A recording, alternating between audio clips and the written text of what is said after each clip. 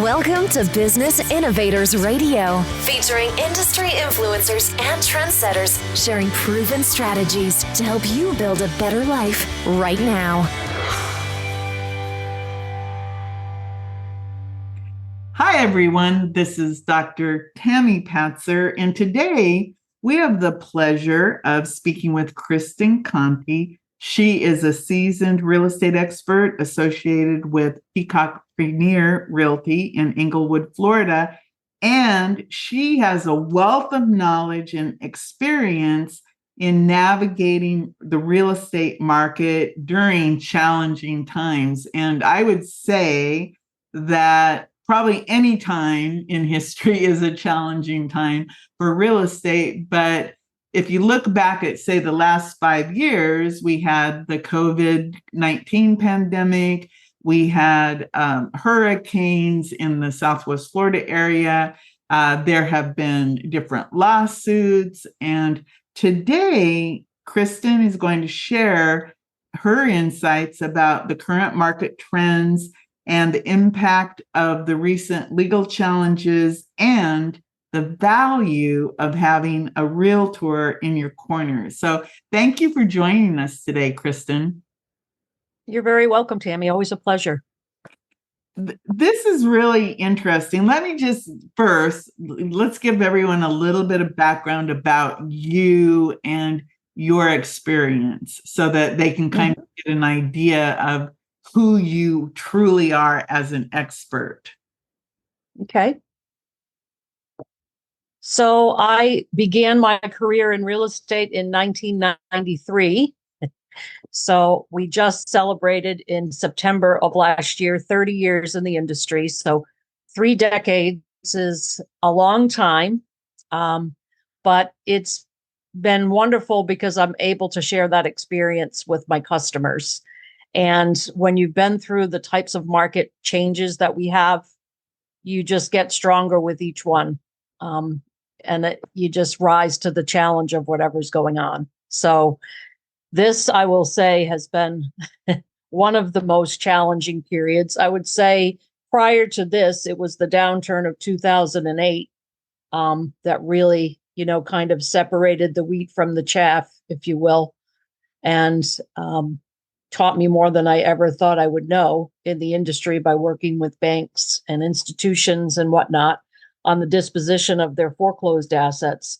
But this particular market is different for many reasons, which we'll get into certainly during our conversation. But 30 years in the business, 5 of which I worked for a national brokerage, and the rest I have been an independently owned broker owner.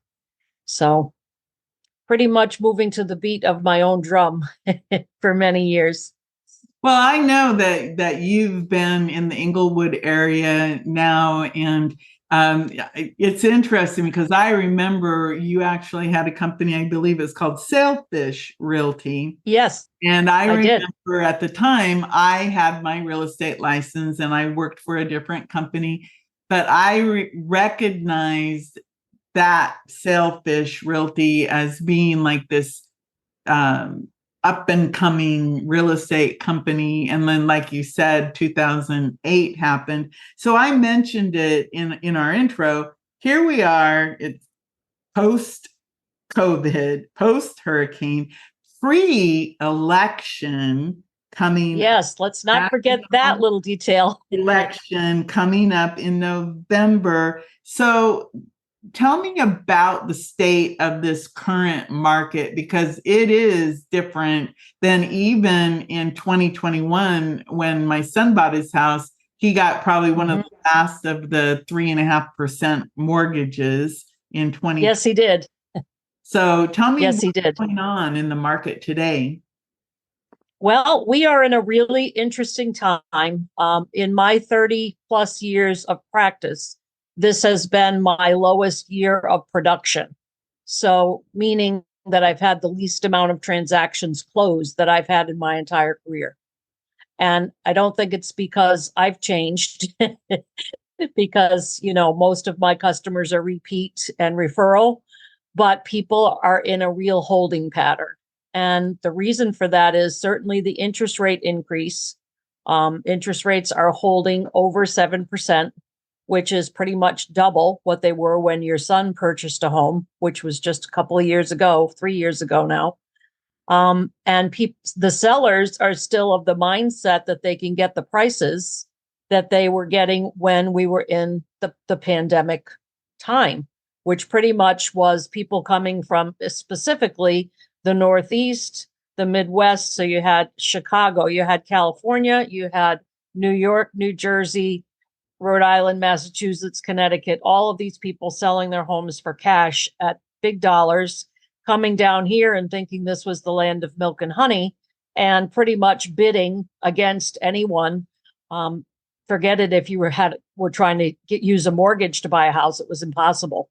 Most of the buyers that I work with, I would have to write 15 to 20 offers for them if they had a mortgage, and we would just have to get lucky. It would just be perseverance to try to get a property. And maybe the property wasn't the most desirable, but it's all we could get, buying with a mortgage. So you have this mindset of the sellers thinking that their properties are still worth what they were at that time when people were coming down with boodles of cash, and they're not. The market has adjusted a lot. Every day I pull up the hot sheet, which is kind of what tells me what's happening in the market, and there's hundreds and hundreds of price reductions. But yet sellers still don't want to lower the prices to the point that buyers can actually buy. They don't want to make any repairs, which oftentimes, if people are buying with a mortgage, the lender is going to require a certain condition of the property for it to be financed. But even more importantly is now the wild card of insurance, because many areas that were not in flood zones before are in flood zones now. Homeowners association fees have gone up tremendously because of repairs they had to make because of the hurricanes. The condo market, hopefully we'll get to that, but that's another whole real debacle that's happening is condo fees and condo assessments, and people not paying their condo fees because they can't afford them. A lot of people that were living in condos are on fixed incomes. Suddenly they have to pay all these assessments to fix their buildings, and people can't afford it.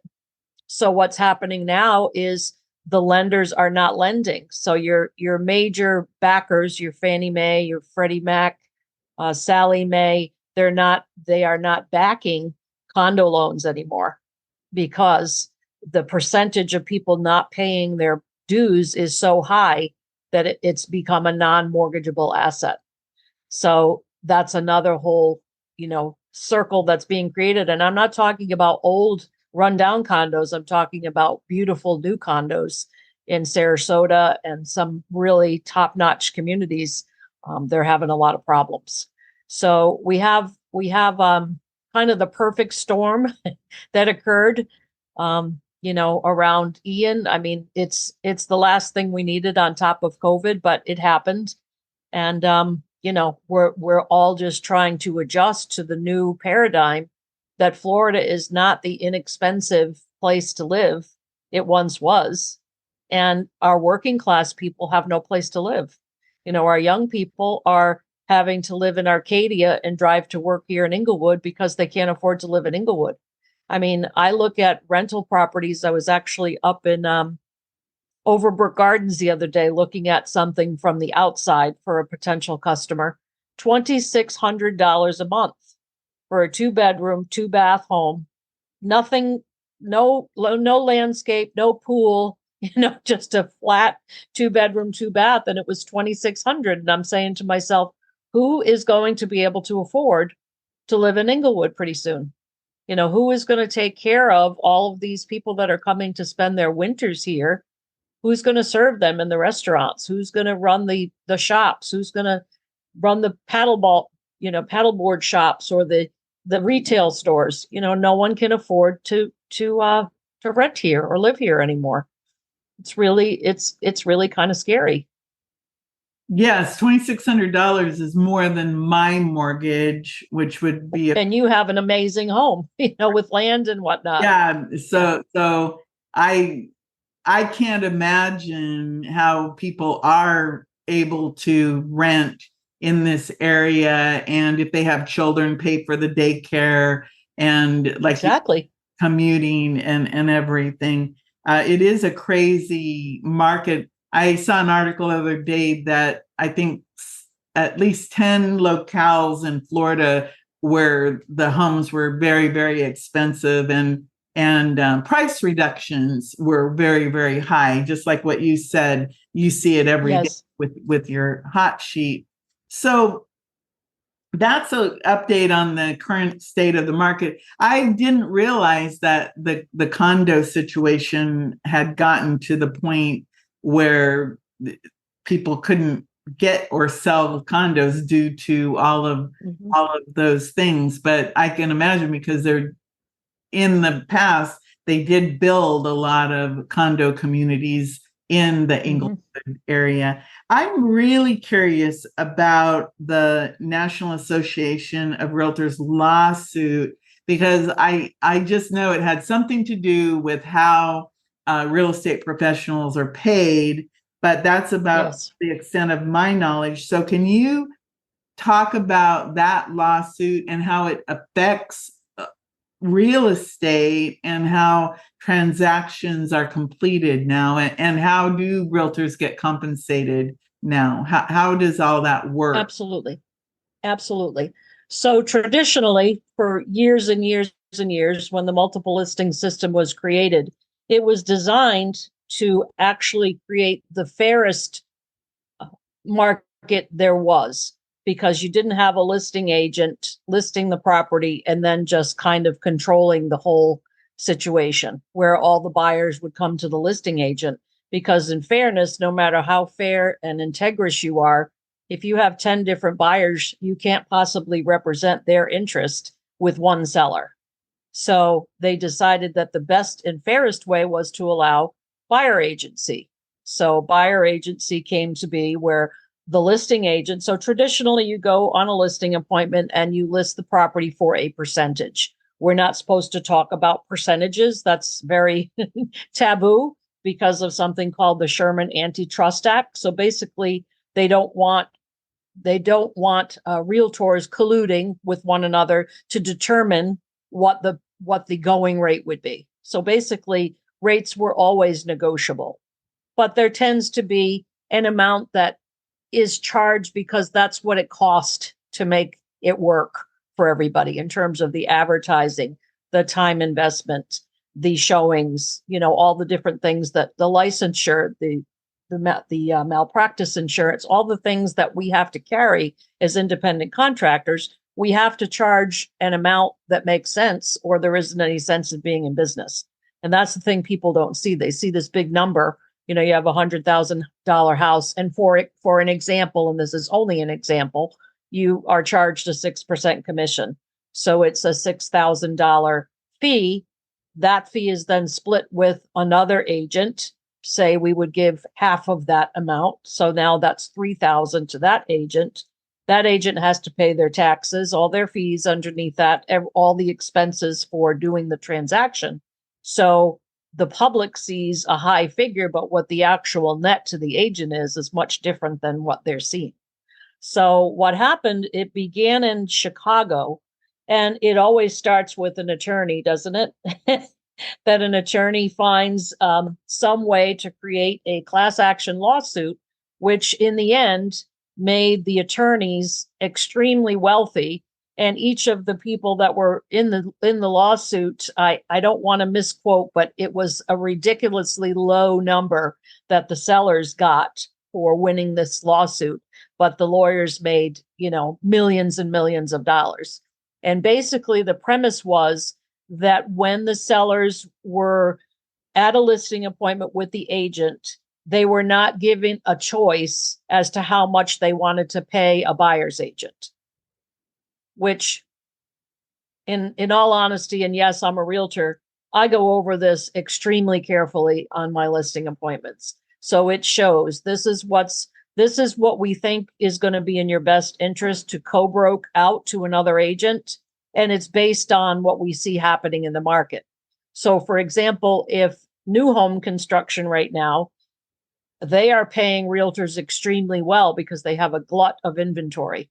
So they're giving incentives of 5% commission, $15,000 in closing costs to the buyer, mortgage interest rate buy downs. They're giving all of these attractive things.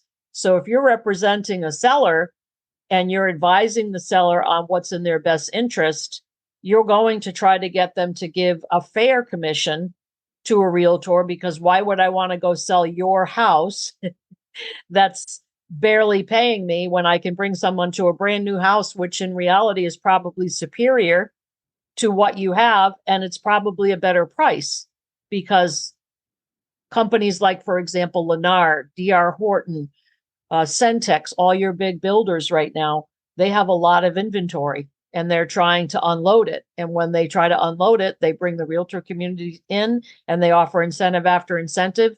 So if a normal person has a choice between, I can give you a 25-year-old home for $300,000, or I can give you a brand new home for $300,000, 95% of the people are going to take the new home, not only because they don't want the problems that come with an old home, but the insurance costs are dramatically lower. I mean, dramatically. I just sold a new home, brand new home, to a customer who was going to buy the rental property she was living in.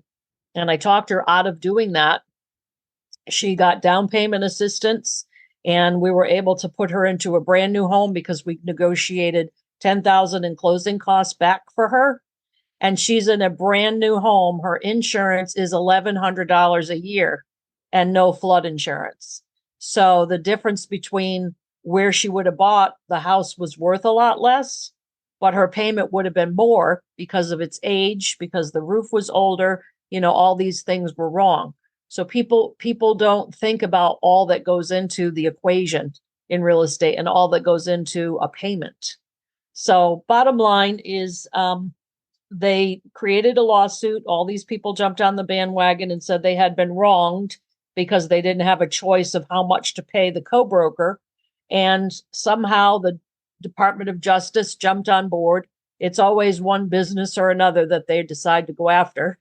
And this time it was real estate. And they won the lawsuit and pretty much upended the entire world that we live in, whereby now in August, they're going to be changing things. And if you are a realtor working primarily with buyers, like there's a lot of agents that enjoy buyer agency. They don't really like listing. They like working with buyers. The buyers are now going to be responsible for paying the commission to their agent. So bottom line is, we are not going to be working without something called a buyer brokerage agreement anymore. So basically, Tami, if you came to me and said, I want to buy a home, we would sit down and have an initial interview, and I would explain to you that this is how it was going to work. But what a lot of people are not talking about is that it doesn't mean the seller won't pay a commission. It means they're not obligated to pay a commission. So some will and some won't, but we can negotiate it in the deal. So, for example, if someone said they didn't want to pay it, we can add that amount to the purchase price and it can be rolled into the mortgage. So these are some ways that we're already working with, like the VA has already made a provision that buyer's agency can be rolled into their VA loan programs. So there are things happening already behind the scenes that are going to allow professionals to be paid, but it is giving a false sense to sellers who think, oh, well, now I don't have to pay a buyer's agent anymore. I only have to pay out X%, whatever X is. And again, I want to be very careful not to talk about commission percentages because I'm not supposed to.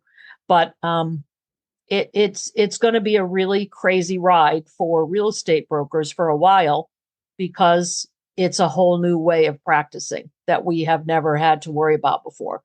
The buyer brokerage agreement was always available to us, but we never really had the need to use it because we knew if we created loyalty with our buyer, the buyer was in most cases going to stay with us and we would be paid by the seller, which basically, without a buyer, there is no transaction. So the whole thing to me is so bizarre. Like the very thing that they were trying to avoid is what they're going to create now, because the buyers are not going to have the choices they had before. because of the seller's unwillingness to compensate them. Now, if a buyer doesn't have that money, now what? How are they going to move forward? So what it really has done is made it harder for the young people, the people that don't have the savings, to get fair representation, because now they're going to be forced to go to the listing agent whose real job is to represent the seller. So what happens then? So it really, we think it's going to create more problems than they think they solved. And really the people that benefited were the attorneys, because it didn't help the sellers. So, but it's just another one of those things we're going to have to navigate again. It's just another in the series of things we deal with as real estate agents. And it has caused a lot of havoc in the market. They did expect a mass exodus of realtors out of the National Association of Realtors this year. It has not happened yet. So that's really good news, because I think the people that are really professional and really know how to explain their value proposition are going to be as strong as ever. And they'll find a way to negotiate the fee so that it works for everyone. We negotiate closing costs, we negotiate, repairs. So now part of our negotiation is going to be negotiating our fee. It's not as complicated as it sounds, but there's a lot of misconceptions out there about how it's going to work. So it just basically adds additional layers to the things that you have to pre-acknowledge and pre-negotiate so that everything is transparent on both sides exactly. of the transaction. Exactly. So right now, current market conditions, is it a good time to buy a home? It sounds like it might be a good time to buy a brand new home, but in general, yes. Is it a good time to buy real estate? Well, that's the question of the hour, and it's a great question. And my answer to that is always, if you need a home, it's a good time to buy a home, right? So I'm one of those people, a lot of people say you can't time the market. And my investment person says the same thing, don't try to time the market. And it's like, well, but you have to use a little bit of wisdom. I certainly would rather be investing in a bear market than I would in a bull market, right? So I have to kind of look at that from that perspective. And I give the same advice to my buyers. Right now, absolutely. If you can qualify for new construction, I am selling mainly new construction now, because I know all the builders. I know what incentives they're offering. I know how to negotiate with them. I know how to get some extra things for the buyers or point out things in the contract that they may not see or understand. But this is an excellent time to buy new construction, and it saves thousands and thousands of dollars on insurance costs, which again are the wild card that's throwing many people off. I mean, my husband and I have been contemplating purchasing a larger home so we can move my mom in. And the biggest problem is we like the old Englewood type neighborhoods, like where you are, Tammy. We love that area. We love Whispering Pines. We love Dolphin Estates. We love, all those areas. Well, everything we love is in a flood zone. So we're looking at, $8,000 to $10,000 a year just for flood insurance. That's not something I'm going to do, so it's like we're kind of stuck. And they're not building new stuff that we like. We don't like the cookie cutter, everybody looks the same kind of neighborhoods. That's just not our style. A lot of people do. We don't. So we're kind of stuck, where we are, even though we could afford to have a mortgage and afford to have a new home. We're choosing to stay in the one that's paid for because it doesn't make financial sense, because of the interest rates, because of the insurance, and because of the volatility in the market. So I think there's a lot of people like us, especially in our age group. I'm 59, I'll be 60 in January. We don't want to go back to that feeling that we had in 2008 when the world, turned upside down and we had 40 investment properties and we lost our shirts. We like having no mortgage and not having to worry about the things that we worried about at one time. So I think people in our age group that went through that downturn understand what it felt like and what it was like and watched our friends and family lose everything, we don't want to go down that road again. So until something gives, whether it's, insurance, private insurers come back into the state and we get something affordable and interest rates start to come down, I think we're still going to have a lot of people in a holding pattern. And that's what's causing, this low number of transactions that have occurred this year. This is why all the realtors are feeling it. You see a lot of people having to get second jobs to supplement their income this year. And it's the reality, of our business. I remember being in real estate, the ups and downs of all the different years and how sometimes you do have to make those choices. I wanted to go back around to the condos because there are a lot of people who enjoy the condo life. I mean, I rented a condo recently out at Tall Pines, and it was nice because you have a swimming pool, you have parking, you have barbecue pits, and nice neighbors and everything. So what about there's the homeowners associations and lawsuits and different things? I know that you're talking about you as a realtor. You of course actually read the contract because I know a lot of people they just sign stuff without actually reading it. What is happening with some of these homeowners associations and different lawsuits, and how do you as a realtor, why is it important for people to have a realtor representing them when they're out there buying something like a condo? I mean, can you still buy condos? Yes, you can still buy condos. And there's a lot of condos that are of very good value right now because they are fiscally sound. So it's really important. It's really funny that you would ask this question because just the other day I saw a commentary on one of my real estate feeds, and the deal fell apart for the buyer because there was a lawsuit going on within the community and the realtor didn't know it. So the realtor, everybody was saying, well, shouldn't the realtor have known? And of course, a lot of people were answering saying, no, that's up to the lender.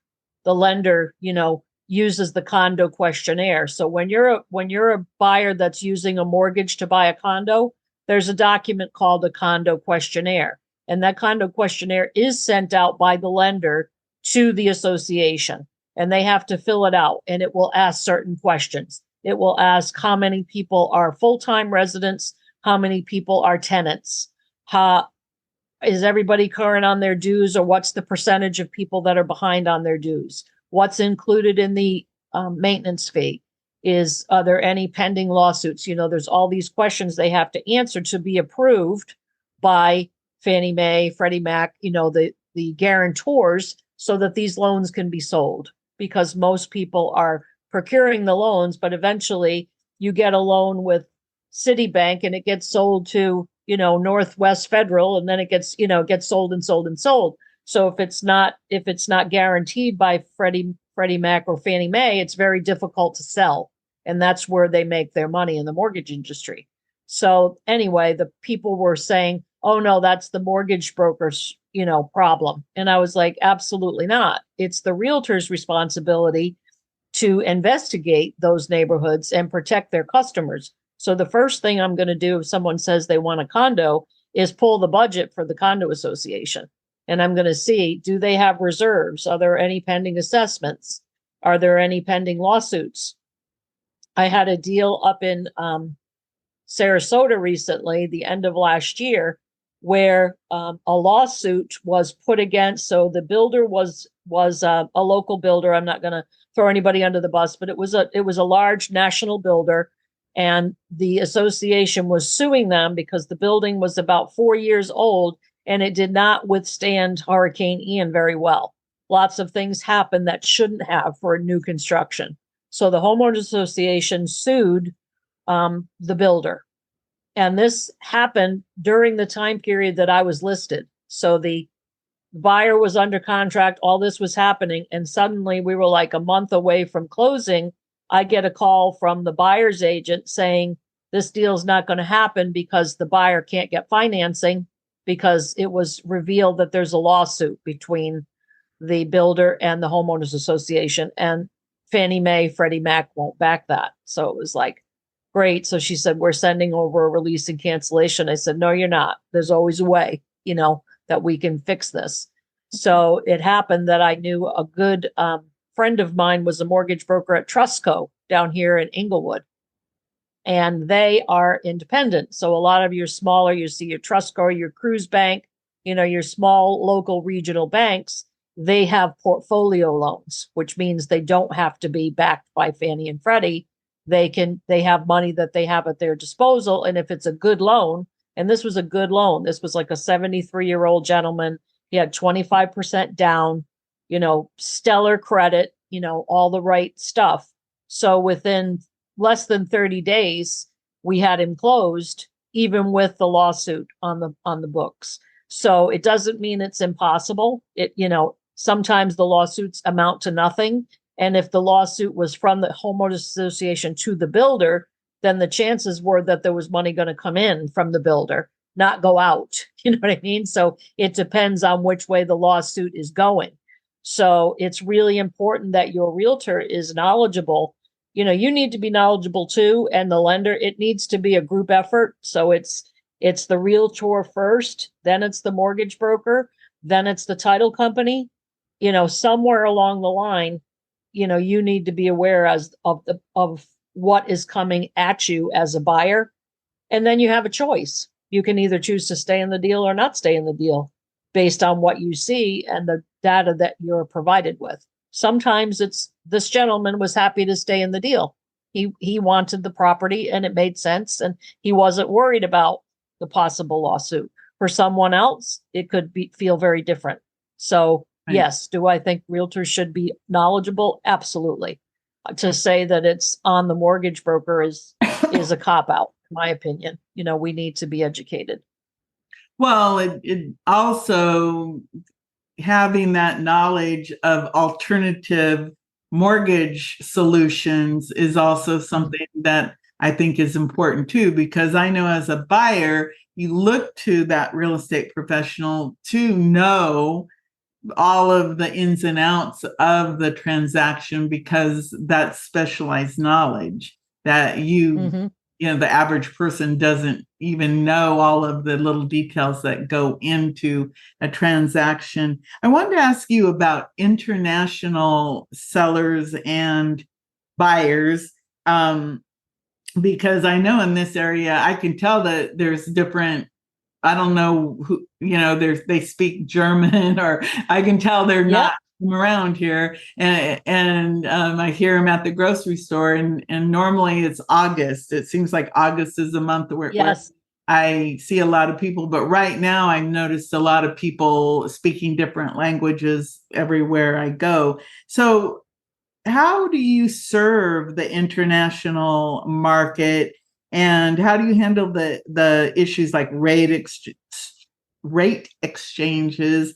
And it's FIRPTA. I'm sure that's an acronym. FIRPTA. Something. Yes. Yeah. So FIRPTA tax. Oh, FIRPTA. So yes. Okay. Yes. It's an extra tax that is charged to people who are not U.S. citizens that choose to invest in property in Florida. So, for example, and you're absolutely right, this is the time of year that the Europeans are on holiday traditionally. So we get our busiest months of traffic for purchases for next season, for example. Now, this time of year, July and August are very heavy with rentals. People come in and take summer rentals here. So the number one population for this area is British. We get many people from England, so that's the top one. Germans are also love this area. We get a lot of people from Germany.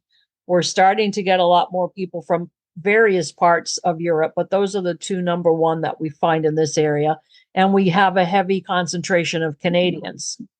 So we work with a lot of people from international places. We get a lot of referrals from England, from past customers, and a lot of Canadians. So we're actually dealing with this right now, which is really interesting. We have a Canadian investor that wants to buy multiple properties. And in their minds, the exchange rate is not favorable to the Canadians right now. So their dollar against our dollar is not buying them what it was, 4 or 5 years ago. So when they make a buying decision, they're basing it on the Canadian dollar when we're operating in the American dollar. So they're making offers that are considerably lower than they might have before because of the exchange rate. So it's really important for people like, for example, in Rotunda. Rotunda is a very desirable community for a lot of international people. They like it because there is a homeowners association, but it's not super expensive. It's a couple $100s a year, but the homes are all well kept. You don't have any homes where you have blocks up in the yard and people changing their oil in the front yard, or, they don't want all that. There's something for everybody, and that tends to be something that attracts them. So Rotunda has a lot of people where we have to understand the exchange rate. We have to understand how it impacts the sales. So if we have, for example, if you have a seller that is selling, that is from England, we have one right now, he is going to have to be subject to the FIRPTA tax, which is 15 extra percent that is withheld. So when we go to sell, we immediately advise them to go to an accountant and get their U.S. account set up for the transaction. The great thing is if we sell it to an owner occupant, so if we sell it to someone who's going to actually reside in it here, we can, the seller is going to save a lot of money versus an investor that's going to buy it. So it can make a big difference in terms of the taxation. We have to be looking for the right buyer for that seller because it could save them money in terms of the FIRPTA tax. So that becomes the responsibility of the accountant and the title company to make sure the right amount is withheld. And once the buyer moves in and then files their taxes for the following year, then everything is kind of cleared out and they get reimbursed the tax that was withheld. But if for any reason it's not withheld, then the buyer becomes responsible for the FIRPTA tax. So the new buyer gets held responsible for the tax. So the FIRPTA tax is actually, they pay the tax, but if an owner occupant actually lives in the house, then the seller gets that money back. Gets a good portion of it back. Yes. So it's almost like a promise of some sort, a promise tax. Yes. If they sell it to an owner occupant, but if they sell it to another owner, if they sell it to an investor, then they're going to pay that tax. So it's really important. Those are the little nuances that if a buyer doesn't know, when they're looking at these properties. So that's something that affects these people in Canada, that they're making offers to somebody who's in England, who is subject to FIRPTA tax. They're not going to be as negotiable because these people aren't going to move into the house. So it's all these little nuances that if you don't understand the laws and you don't understand the intricacies, and you're not able to meet the customer at where that, like, we need to go in knowing that the rate is not favorable and be able to address that right up front. The rate is not favorable, but no, Tami. So say you're Canadian. No, Tami, that right now you can make a buy that you could not have made 2 years ago. You would have paid $50,000, $60,000, $70,000 more for this house. So in the big picture, how long is it going to take for that amount? Because a lot of these people are paying cash. So when you really look at it, is it a good investment? Is it not a good investment? We need to run the numbers. The investment actually is pretty good because you're paying $70,000 less for the property. Right. So when the rate does kick back around, you're going to be in good shape because it always does. It's cyclical. So at that point, maybe that's when you sell and move on to your next investment. So it's about a lot more. People just don't understand, and you do because you practice real estate, what goes into our role. We're everything from running our actual business to marketing, sales, customer service, law, There isn't anything this business doesn't touch, and we're responsible for a great deal for what we get paid, and we're always the first line of defense if somebody's got a problem. And I am blessed to say that 31 years in the industry, I've never had a lawsuit, and I consider that a huge win. But I feel like it's because I stay extremely well educated and I'm extremely diligent about communicating everything that the buyers and sellers need to know, because they deserve that from me. That's what I'm getting paid for. That's where my value is in protecting them and in getting them either the best deal as a buyer or the highest and best dollar as a seller, wherever I'm, whichever party I'm representing. Right. And if I'm representing both, then I'm a transaction broker, and I have to be, honest and fair with both parties, but I have limited confidentiality. I play a different role, but I find if you're, direct and honest with people on all sides, then the problems, stay at a minimum. Wow. There's just so much going on in real estate. There is. So I want to give you an opportunity. Is there one thing that you think is really, really important that anyone on either side of the transaction in real estate should know about and really make sure they ask questions about in what's going on with real estate today? Well, I think the most important thing is really understanding the value of your property, whether it's on the selling side or the buying side, is being realistic. What we have right now is a lot of very unrealistic sellers. And I was thinking to myself, Tami, and I know you're going to relate to this because you were in real estate at the same time I was.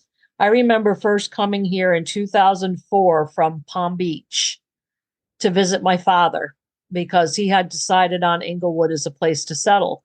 And he always wanted to be in the Florida Keys. He always said eventually he was going to own a property like in Tavernier, Isla Mirada, something like that, because he was a very avid fisherman. But all of a sudden he ended up in Englewood, Florida. So I said to my husband, if he ended up in Englewood, it sounds like a place we would like. We've got to go over there and check it out. So the first day that we drove over here, we had just gotten a new car and 2 new jet skis. And we pulled the jet skis, and we had gotten a new Yorkshire Terrier. His name was Giuseppe. He was 5 pounds. So here we come with the new car, the new jet skis, and the puppy. We come over to see my father. And I remember driving over the El Jabin Bridge so I was going west on 776. And we passed Gulf Cove on the right-hand side, right over the El Jabin. And I go, oh, that looks like a really nice community, just kind of mentioning it. So we go down a little bit more. And I said, let's go back and look at that. And I remember doing a U-turn in the middle of 776, and there wasn't a car on the road, and then we had to go into Publix to get something. And I remember going in, it was like 8:50 at night. It was going to close at 9. And I'm looking around, and somebody came up behind me and said, may I help you with something? And I didn't even acknowledge them, because I was like, they can't possibly be talking to me, because I came from Palm Beach and people weren't like that. So it was like, wow, I mean, this town is awesome. But I remember us the next day getting up, as all realtors do. We headed straight to the Century 21 office that used to be where Dr. Little is over here, and getting some magazines. And we started driving around.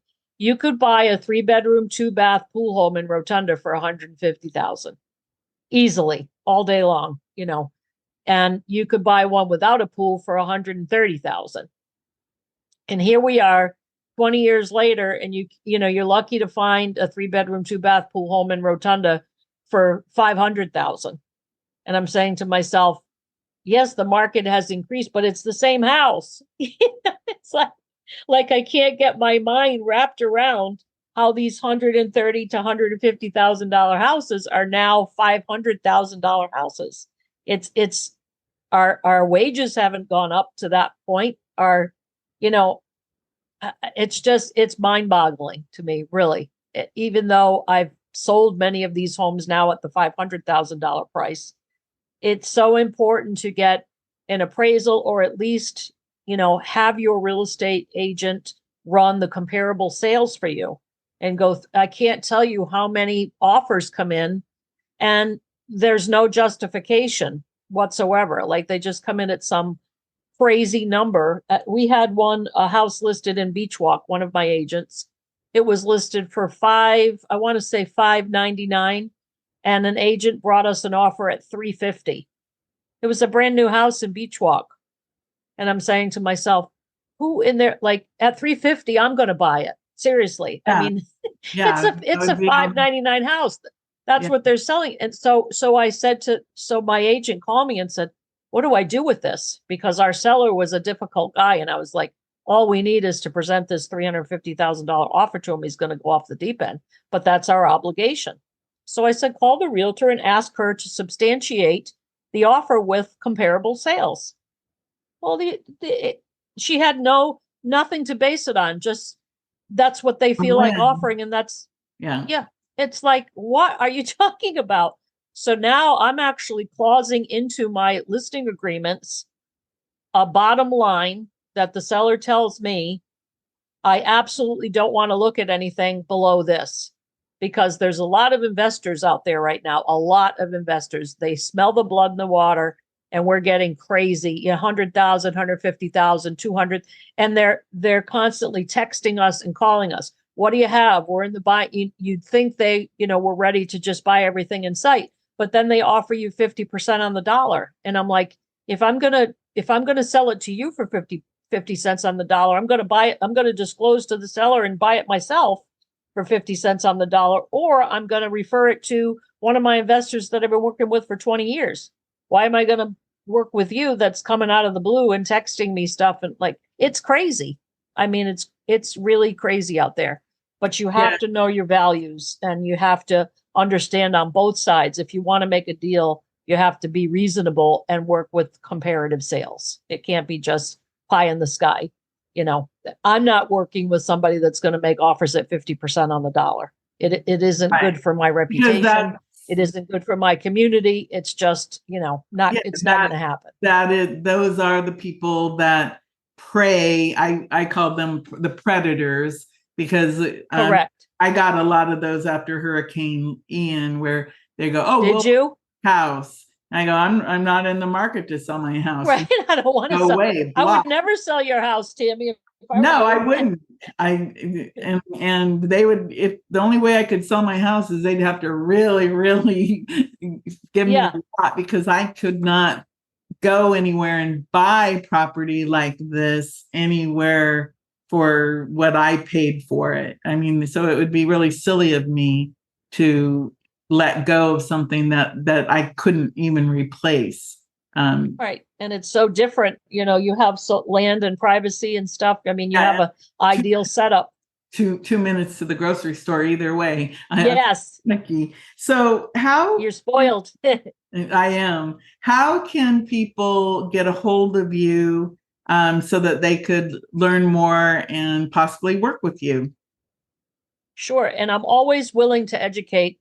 Doesn't matter if people are ready right now. Sometimes I educate someone and they come back in 5 years. So I'm not one of those people that, I definitely like to give. And if there's a return, great. But, education is really, really important to me. So my direct number is 941-286-8486. They will sometimes hear a message that says Peacock Premier Properties. That's because I'm the broker and all the calls run through me initially. So if it's a voicemail that says Peacock Premier Properties, please feel free to leave a detailed message. I'm the only one that will hear it. Or they can email me to Kristen, Kristen, at Kristen, KristenConti.com. So call or text to 941-286-8486 or email. Okay, sounds good. And I think I said the name of your company wrong in the very beginning. I think I That's okay. Realty, but Peacock Premier is what you need to remember, because that's right. That's all they need to remember. Also, go check out Kristen's Facebook and LinkedIn, but on Facebook, I know that you have done a lot for the community. And I do want to just say that, for example, during Hurricane Ian and the aftermath, you actually did so much in helping people by you drove by and told them if their house was damaged, you helped people get food, you answered questions, you just did so much for the local community. And I just wanted to acknowledge that, because I know that I recognize, I'm sure that hundreds of other people, thousands of other people recognized all of that community service that you did, that you didn't have to do, but there were people for weeks and weeks after Hurricane Ian who needed that help, with just information or food or directions on where to get help, what to do. And you certainly were one of the people out in the community who was really in the community helping people. So I just wanted to acknowledge that. So thank you very much, Tami.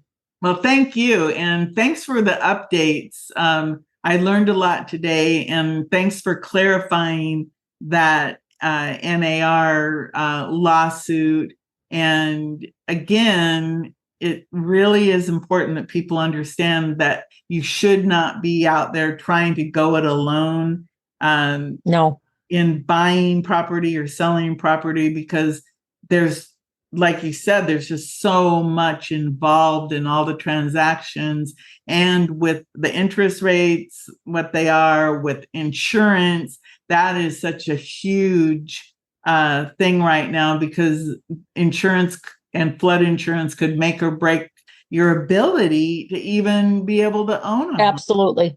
So that's exactly right. So important to actually reach out and work with someone with knowledge of the local market, no matter where you're at. It's important. But locally here in Southwest Florida, of course, Kristen is the person you should be talking to, because again, she's got that finger on it, the hot sheet information. And so she knows what's going on. So I think, just think about it, reach out to Kristen Conti and get the scoop on the market and everything. So thank you. I appreciate it so much. Thank you, Tami. Always a pleasure to catch up with you and see you out there moving and shaking and helping people promote their businesses. You're doing an awesome job. Thank you so much, everyone. This is Dr. Tami Patzer. Go make it a wonderful day. Thanks for listening to Business Innovators Radio. To hear all episodes featuring leading industry influencers and trendsetters, visit us online at businessinnovatorsradio.com today.